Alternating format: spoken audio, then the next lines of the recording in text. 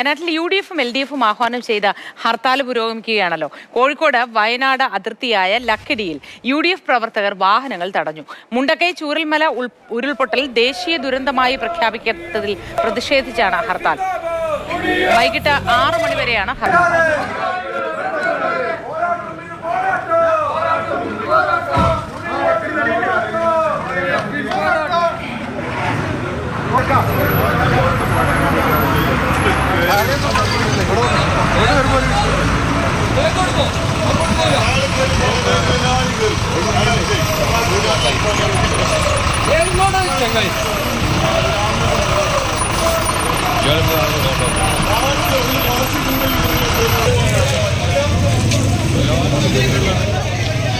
വിശദാംശങ്ങളുമായി അരുൺ അമൃതനാഥ് ചേർന്നു ലക്കടിയിൽ നിന്നും. Arun, good morning.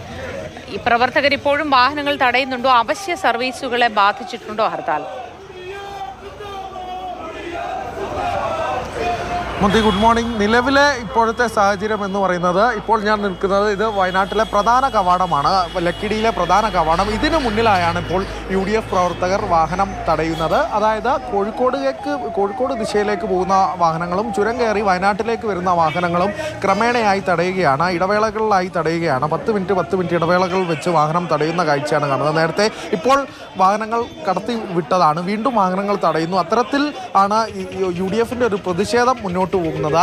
ഇത് വയനാട് ദുരന്തത്തെ തുടർന്ന് ഒരു പ്രത്യേക പാക്കേജ് കേന്ദ്രം അനുവദിച്ചിട്ടില്ല, പുനരധിവാസം വൈകുന്നു. കേന്ദ്രത്തിനെതിരെയും ഇതിൽ സംസ്ഥാന സർക്കാരിൻ്റെ മെല്ലപ്പോക്കും ആരോപിച്ചുകൊണ്ടാണ് UDF ഹർത്താൽ പ്രഖ്യാപിച്ചതെങ്കിൽ കേന്ദ്ര സർക്കാരിൻ്റെ നയത്തിനെതിരെ, കേരളത്തിനോടുള്ള അവഗണനയ്ക്കെതിരെ ആരോപണം ഉന്നയിച്ചുകൊണ്ടാണ് LDF ഹർത്താൽ പ്രഖ്യാപിച്ചിരിക്കുന്നത്. അങ്ങനെ LDF-ൻ്റെയും UDF-ൻ്റെയും ഹർത്താൽ ഇത് പ്രത്യേകിച്ചും ഒരു ജനകീയ വിഷയം കൂടിയാണ്. ഇപ്പോഴും നമ്മൾ കാണുന്നുണ്ട്, ഈ തെരഞ്ഞെടുപ്പ് സമയത്ത് കൂടി വയനാട്ടിൽ ഉപതെരഞ്ഞെടുപ്പ് കൂടിയാണ്. അവിടെയൊക്കെ പോളിംഗ് ബൂത്തിലെത്തുന്ന ചൂരൽമലയിലും മുണ്ടക്കയിലെയും ഒക്കെ ആളുകൾ ഇപ്പോഴും അവരുടെ മനസ്സിൽ നിന്ന് ആ ഒരു ദുരന്തത്തിൻ്റെ കാഴ്ച മാഞ്ഞിട്ടില്ല. അത്തരത്തിൽ ആ ദുരന്തം വരുത്തിവെച്ച ആഘാതം, ആ നാടിനെ മൊത്തം ആ ആഘാതം ഇപ്പോഴും വയനാട്ടിൽ നിന്ന് മാറിയിട്ടില്ല. അത്തരത്തിലൊരു സാഹചര്യത്തിൽ ഒരു ജനകീയ പ്രശ്നം കൂടിയാണ്. അതിൻ്റെ പശ്ചാത്തലത്തിൽ കൂടിയാണ് എന്തായാലും ഇപ്പോൾ ഹർത്താൽ പ്രഖ്യാപിച്ചിട്ടുള്ളത്. പക്ഷേ ഇത്തരത്തിൽ വാഹനം തടഞ്ഞുകൊണ്ട് ഉള്ള ഒരു സമരം, അതിൽ പല ഘട്ടത്തിലും ആളുകൾ ഉൾപ്പെടെ അതിൽ പ്രതിഷേധം അറിയിക്കുന്ന, ഈ വഴിയിൽ നിൽക്കുന്ന ആളുകളൊക്കെ പ്രതിഷേധം അറിയിക്കുന്ന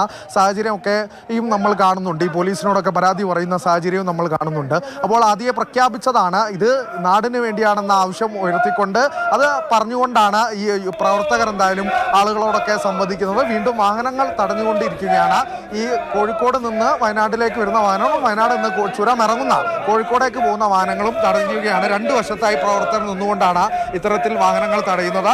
ആ തത്സമയ ദൃശ്യങ്ങൾ തന്നെയാണ് കാണുന്നത്. 6 മണിയോടുകൂടി തന്നെ പ്രവർത്തകർ ഈ ചുരത്തിന്, ഈ പ്രധാന കവാടത്തിന് മുന്നിലായി എത്തിയിരുന്നു.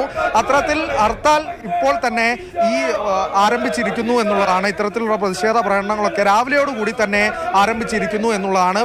ഇന്നത്തെ അവിടുത്തെ ഹർത്താൽ തികച്ചും ജനങ്ങളുടെ ആവശ്യമാണ്. പക്ഷേ ഇതിൽ ഒരു കൗതുകമുള്ളത്, UDF പ്രതിഷേധിക്കുന്നത് സംസ്ഥാന സർക്കാരിന്റെ പിടിപ്പുകേടിനെതിരെ കൂടിയാണ്. അതേസമയം കേന്ദ്ര സർക്കാർ ഇതൊരു ദേശീയ ദുരന്തമായി പ്രഖ്യാപിക്കാത്തതിനെതിരെ മാത്രമാണ് LDF-ന്റെ പ്രതിഷേധം.